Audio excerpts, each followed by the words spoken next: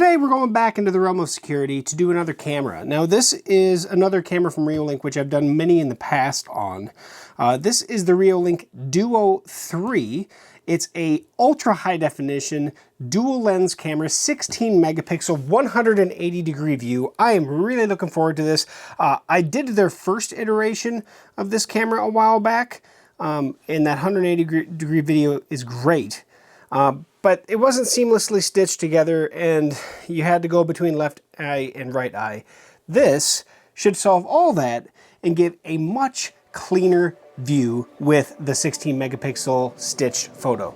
So, that said, let's open the box. Let's get this thing set up.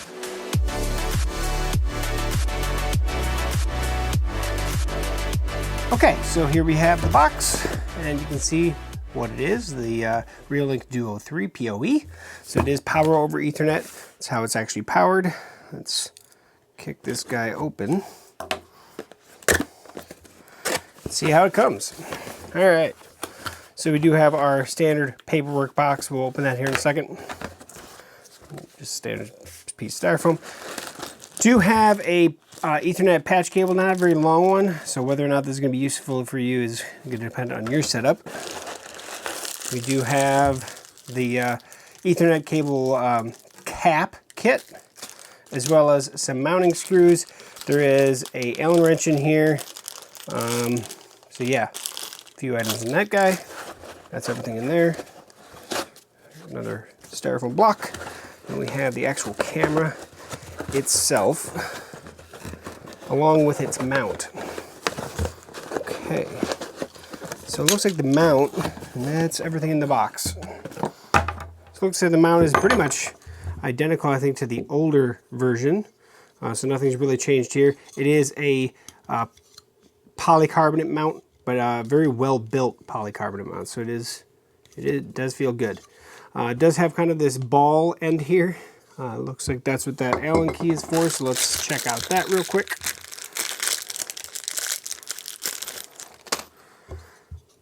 So the Allen key looks like it does the screw that actually screws the camera to it as well. But let's loosen up the bottom of this ball. See how she flows around. So, yep, so full motion capability within that ball pretty much. That's nice. Makes it real easy. Obviously, you can turn it out here to get the camera. So you have access to the bottom of this guy to put the camera, attached to the camera. And then worry about mounting it, or aiming it, and then tightening it down. How you actually, let me tighten that down so it's not flopping around. How you mount it to the wall is you don't mount this to the wall, you mount this plate. And this plate, essentially what you have this mounted, I'll show that maybe down like this, it hangs. So that little lip grabs onto the top, and then there's a screw in the face that attaches it to that original, wall mount bracket. Pretty simple how it mounts. 3 screws. You wouldn't have to use all 3, but depending on where you're placing it, but that's going to give you the most secure mounting. All right, on to the camera itself. So we actually do have a 12-volt input, looks like right here. Nice dust covers on it. And then we have the power over Ethernet, or the Ethernet port here. Also dust cover. And so in this case, if you did the 12-volt power, I'm wondering if it has Wi-Fi capability built into it, but otherwise power over Ethernet, it also has that capability of powering it over this, but also that's your network connection. So in my case, I am using power over Ethernet. I already have all my Ethernet cables from all my cameras ran. I'm going to be removing a different camera to put this camera in its place. So there we go. And then the actual camera itself. Now it does have this blue protection layer over it. So we'll take off that. Oh, come on. There we go. And we can see now the nice lenses there, one on each side, that gives you that full 180 degree stitched photo, so 2 lenses that are stitched into one to get that 16 megapixels. So you can kind of think of it as 2 8 megapixel sensors or cameras. And then you can see the infrared lights on there as well. So it'll be interesting to see how that all works. At least I'm assuming those are infrared, but we'll find out. If they're floodlight or whichever they are, we'll see that here shortly. This mount, I will say this as well. So this mount is, if you mount it like this with the mount on the top, the camera is going to mount like so. However, you can see that there's a screw mount, a 1/4-20 mount on the top as well. I believe that's, may not be a 1/4-20. But either way, you can mount this from above as well. So depending on where you can mount this, you can mount this vertically, right? And then just have this ball mount hang down so you can kind of see how it mounts like that, right? There are a lot of ways to mount this camera, and they thought of it by putting the mounting point on the bottom and the top. In my case, I will be using the bottom mounting point, but I'm gonna wanna get this fully mounted, then I'll attach the camera to it, I think. You could actually, to be honest, I could mount the camera to this and then put this arm on and then just put that last screw in. And that last screw should be in here. So with the mounting kit, which does have drywall anchors and everything in here, and it looks like an extra screw, that's the screw that's gonna mount the mount to the plate. Looks like they have 2 of them. I wonder if it's just in case you lose one. So that's kind of handy. And then there is a little reset key. Little plastic guy with the little long pin for resetting. Also, you can use this camera along with Reolink's NVRs. However, if you do that, this will take up 2 channels on your NVR. Even though it's only taking up 1 Ethernet connection into your NVR, it will take up 2 channels because it is 2 cameras. So that is something to know. 2 cameras to take up 2 channels, even though it comes through as 1 specific feed. Or I should say there's only 1 Ethernet connection on it. So that said, I am gonna grab a screwdriver. I currently do not have a Reolink NVR here, so we are gonna use this on a PoE Ethernet switch. I am gonna undo this, and we are gonna put a micro SD card in here for local storage. Okay. Just loosen up these 2 screws quick. And we have just a small micro SD card slot. I do have a 128 gigabyte Extreme Plus card. Clicks in place, so you heard that little click. Or I don't know if you heard it or not, but I did. Okay, now we are set essentially to get this guy installed. Okay, so this is where my camera has always been mounted. I think the last 3 or 4 cameras I've done here.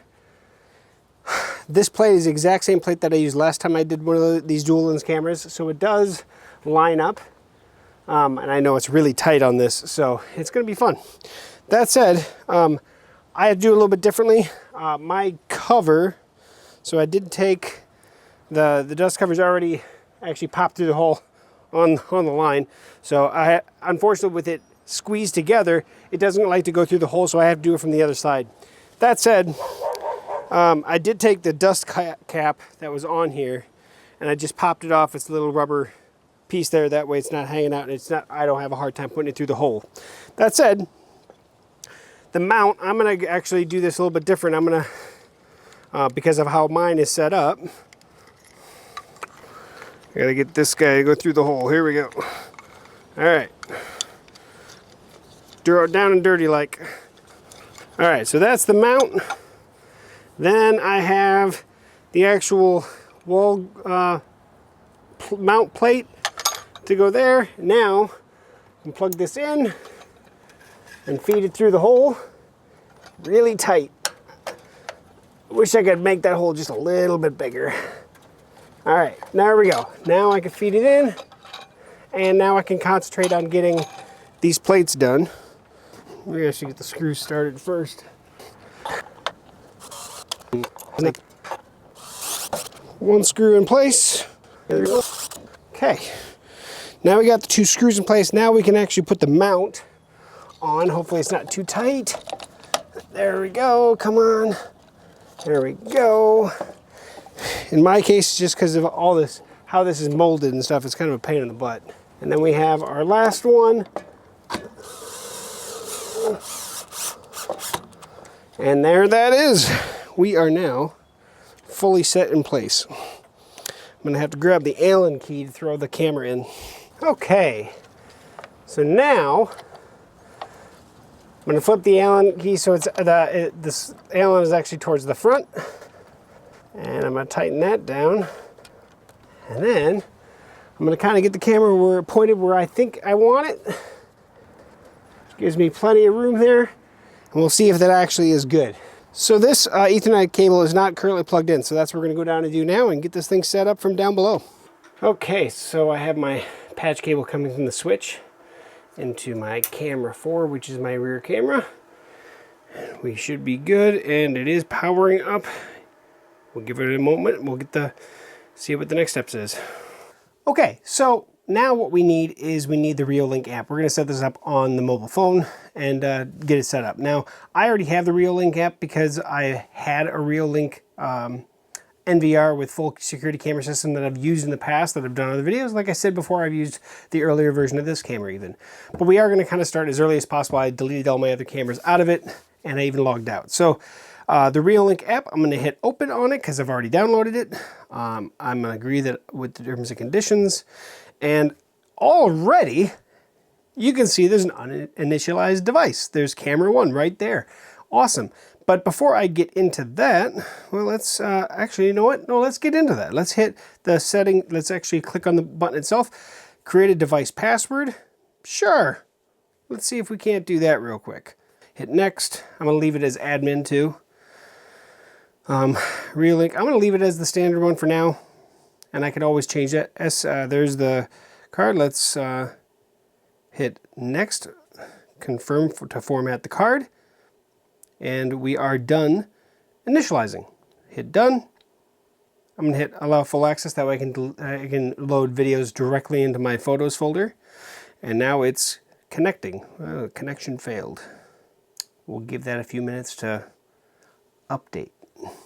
So going into the settings tab, you see that there's the 120 gig card there and everything. Start live. Okay, so like I said, it must have been rebooting, and so it just wasn't connecting because it was rebooting. But now you can see we're not seeing two cameras, we're seeing one super wide camera view. You can see the soffits and everything there. Let's go sidewise there. Lots of detail in the photo, in the image. And of course, we're streaming like this, so I'd love to see by taking a recording. And we can always hear the audio, things like that. We can change this to a clear view rather than a low format view. So let's do that now.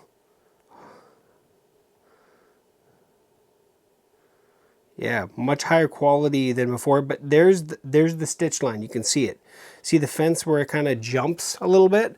So that's where that stitch line is. But that was quick and easy. Getting that thing set up was quite nice, but there's that stitch line right there. So we can see where the two cameras are coming together. It's not perfect, but from a distance, you can't really see it. Obviously, it's just that far part there. The yard itself looks great where it stitches together. It's just that little bit in the back. But the nice thing is you're getting everything, right? From all the way to the left, all the way to the right. I'm actually able to see a lot more of my backyard. So it's a more secure environment now because I'm actually able to record everything that happens in the backyard rather than just wherever I pointed the previous camera. Wasn't super narrow, but it wasn't this wide and definitely not this detailed. That's the other nice thing. We are fully set up. The only other thing that you can do is if we, let's go back to our main part here, we can log in or you can create your own account. So if I hit top left, I hit the login button, or you can sign up or log in with a different, it looks like Google+. I already have an account, so I'm going to log in with mine quick. So now I'm logged into my account. It's actually linking to my account, which means I can now remotely access this from anywhere I would like to access this from. So that's the nice thing. And last thing, if I go into the camera itself, I can hit the playback button in the bottom. And well, there's not a whole lot to play back yet, but you can see where you can see the dates and stuff like that. And I can hit play, and we're going to have to give it some time to really do that just because of the fact that it's a brand new camera. But that said, guys, let's check the settings. Let's go through these real quick. Display settings, stream. Let's go to stream. I typically like to have clear. I like to have it as best as possible, so I'm going to save that. And you can change those streams. I apologize. There we go. Frame rates, it looks like 20 frames per second in the clear setting is as high as it goes, and you can change the bit rate, even higher bit rate. So hit cancel there. You can change the fluent one as well. Auto frame mode, you can change all that. That's, that way it automatically changes it depending on your internet connection, right? Anti-flicker, depending on what part of the world you're in, you can change that. Day and night mode, black and white, color, or auto. I'm gonna leave it on auto for now, and we can adjust the brightness there. Camera name, you can say where do you want that camera name saved. So right now you can see it, and I'm gonna probably change that to backyard. Date, looks like top center. I'm going to change that to top left. That's where I like to have it. Watermark, if you want the watermark or not, you can choose that on or off. I'm going to turn it off. Let's go to advanced threshold.